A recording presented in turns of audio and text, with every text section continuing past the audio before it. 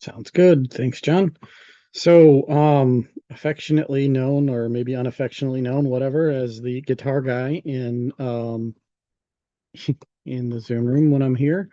But the guitar effect. So it's the guitar effect is pretty darn similar to the piano effect with some key differences. Let me share my screen here. So what you're looking at here is, oops, sorry, is the guitar effect. Um, I just resized my screen so that we could see a whole bunch of stuff on here. And now I got too many timing tracks in this one. I'll put this one here and our melody, banjo melody.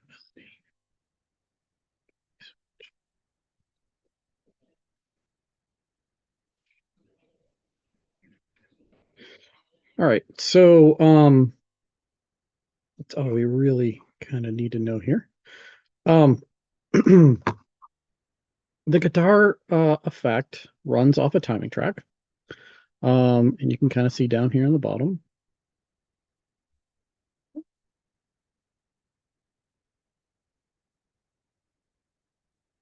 Zoom to this section here. The guitar effect has a couple different options. What you're looking at is actually the newest, what will be out in release 8.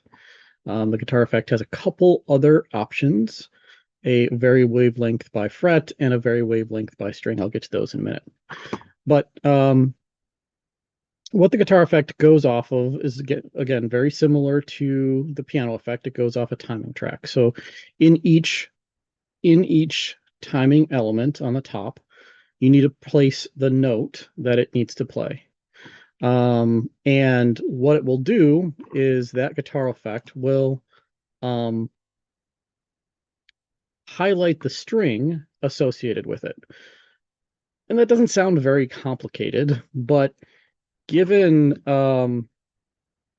given the way a guitar actually works, it's not like a piano. A piano, you can play a single note in a particular location. The sequence that I've got up here is actually pulled off of a MIDI from dueling banjos. And if you look at how a guitar actually works, what you're looking at here is Guitar Pro. It's a software that you can purchase. I think it's somewhere around $80. But it will let you view how a guitar gets played. So, for example, on a guitar, a G3, for example, can be played here. But you'll notice if I scroll through here, a G3 can also be played here. So a G third octave. So this was rather complicated to get created from a timing track and play those notes as you would or similar to on the bottom of the music here. You've got something called tablature format. So tablature format is the way musicians can look at a song and realize, okay, I'm going to play the third fret here, for example, on this section in the notes or in the music. The sixth string, third fret is where you would play those three notes, even though they could be played possibly elsewhere. A MIDI will give you the ability to play the sounds, but it won't give you where to play the notes. So what the guitar effect actually does is Keith took some research that was done by myself and a few others in the Zoom room and create an effect out of it. What it will do is interpret where those particular notes are being played and find a particular position on the guitar that equates to where that note can be played, in addition to the notes before and after it. So it won't play, or it tries not to play, a note up here and followed by a note way down over here, because that's not logical. You're not going to do that note and then this note, where you could do a note up here and let's say somewhere down in here, that may be where the next note is. That's what makes the guitar effect unique and different from the piano effect. So a little bit how it works. Your guitar effect has got a couple different options. It's got a acoustic guitar, a bass guitar, a banjo, and a newer feature that's going to come out in 8 is a violin. What that does is it varies where the notes are possible to play, what notes are typically played on that instrument, and also how many strings exist. So a violin, you'll notice it's got 4 strings, a guitar has got 6 strings, a banjo has got 5 strings, and a bass guitar has got 4 strings. Back to the guitar. You can also point it to, actually that should have been a banjo, excuse me.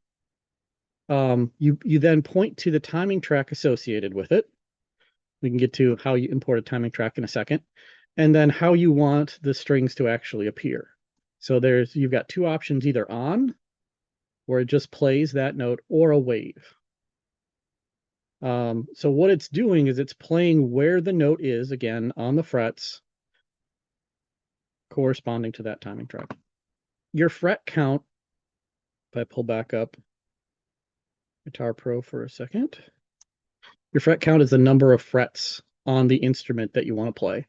That will determine the range of the instrument, and which notes are played down here, closer to the body of the guitar, or the whatever stringed instrument you're playing.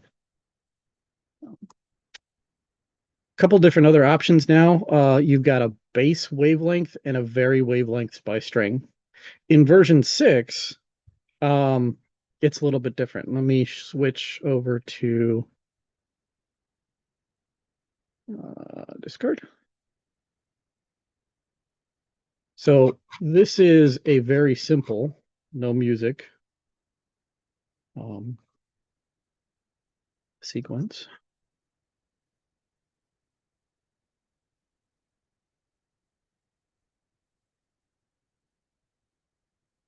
So in this case right here, I've got a G4 being played.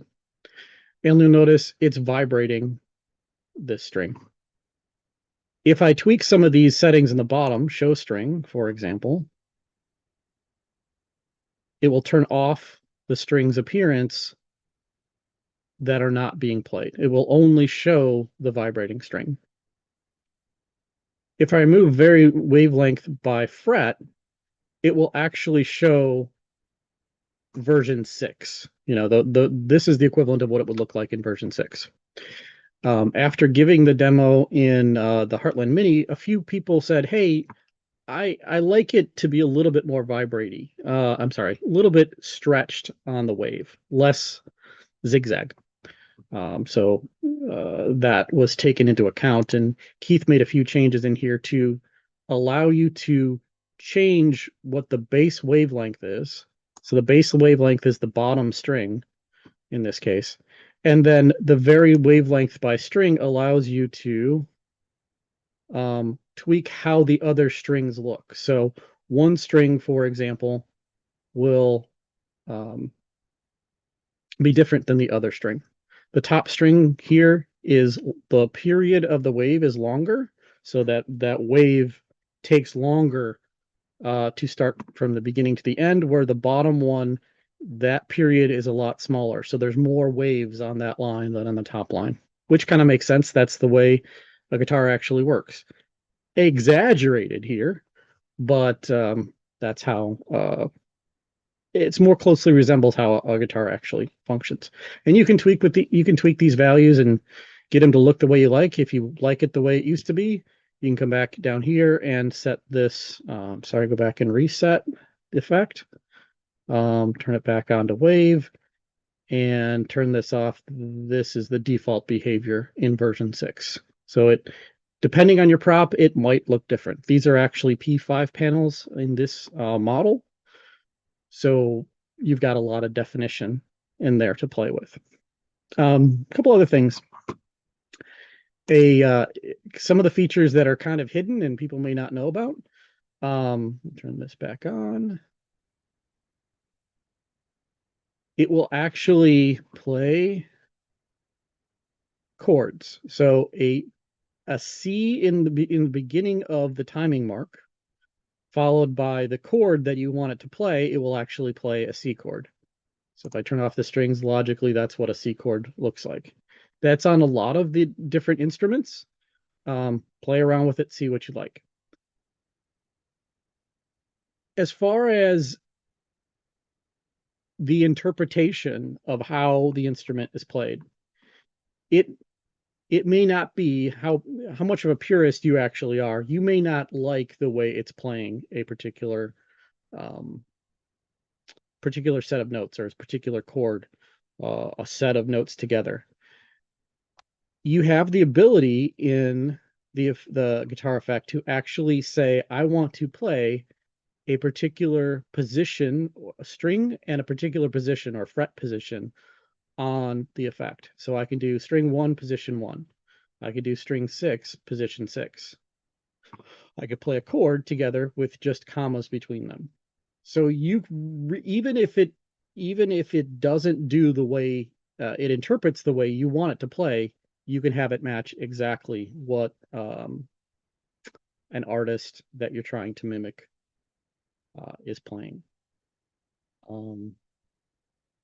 Couple things about importing timing tracks. If you're going to import, the best way to bring it in is from a MIDI. If you can find a MIDI or purchase a MIDI of the actual artist playing the song, that's better. You can certainly go in if you know what notes are actually being played, create timing tracks that go across for the particular notes. To import it though, the best way to do it is not to go add a polyphonic transcription. So you don't want to do this. You don't want to come in and say add, oh, and I don't have I don't have that installed. I just got a new computer. I don't have the polyphonic transcription in here, but you would want to say import notes, and in this drop-down list, you're going to have either a MIDI file, which you can import directly, or if you want to try to do the polyphonic transcription, do it in import notes. It's not going to be perfect. Polyphonic transcription is going to pick up a lot of noise in the song, and in general, unless you have only a song that is only a guitar, only a violin, or only a banjo, you're not going to get really clean notes or really clean timing track labels from that. Best to go and get an actual MIDI and import it from a MIDI. When you import it from a MIDI, you'll pick the MIDI file, you pick the file that you want to have, and it'll give you a drop-down list for tracks. I don't remember exactly where I put the MIDI on the new computer. Didn't think about doing that, but you want to pick the track. I'll go back to Guitar Pro. Each one of these will come in as a track, and you'll have the first one, I believe, is all of the instruments, and then afterwards is track 1, track 2, track 3, track 4. So you'll pick track 2, pick track 1, for example, in Dueling Banjos. There's 2 different tracks that are really the main ones. You would import those as separate timing tracks, and you can have a guitar effect that flips back and forth between them. At a very high level, that's about it. Questions? How's that for quick?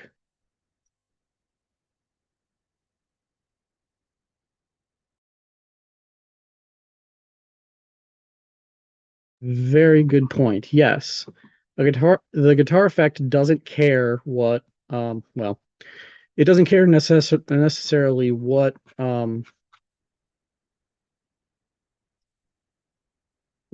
prop you're using. So I think I have a tree in here somewhere. Tree. Take my guitar effect here and drop it on my tree. In this case, you're going to need to rotate or transform 90 degrees. And there goes your tree. You can also do it on a submodel of your tree if you wanted to. Now, keep in mind the vibration needs pixels on both sides. So if you've got a 4-strand tree, you're probably going to get lines instead of a particular vibration. But in that case, you might want to do something like a on effect here and a collapse and or a fade. If you're going to do the whole tree, probably best to do a submodel smaller. You're going to need to play with it depending on how your tree looks. One thing I forgot to mention is each string that it shows here. That looks really weird. Each selection in the top corresponds to the string position here. So you have 6 strings on a guitar. If you select 6, oh, this is a 360 tree, I think. So On a tree like 360. that, Brian, Yeah. is it almost like a matrix where you have to have a certain number of rows going up and down? It's like to display text or something, like, to Yeah. get the vibration look. Yeah, it's similar, right? So if you have text on a tree and you've only got 10 pixels, well, then don't put a 20 point font on it because half of it's going to be off the tree. What I was asking is how many pixels wide do you actually need for like the vibration, or the strand, the stroke of There we go. That looks better. the guitar to show up?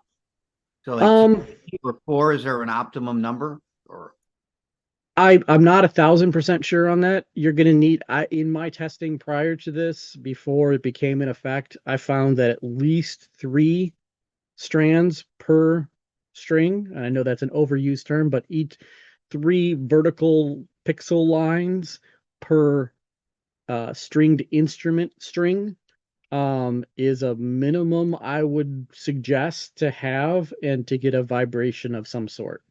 okay, Obviously, the more that you have, the better. right, sounds reasonable. Yep. So uh, took it out of 360 tree there, and now you can kind of see how it would look on a tree. Um,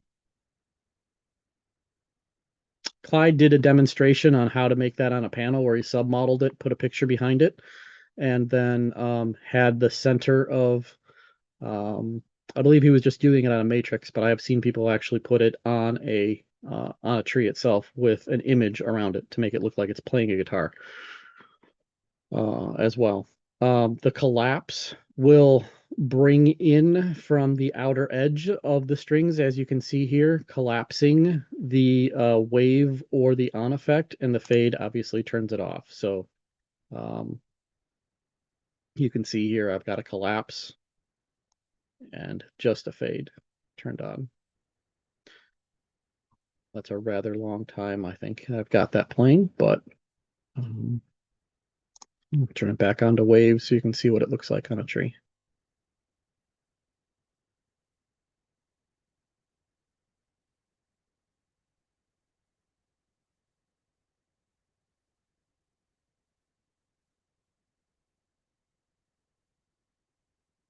Try to keep it short and sweet and to the point.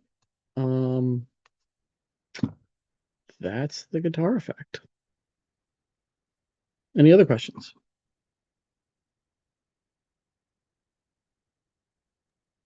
Well done. Thanks, everybody.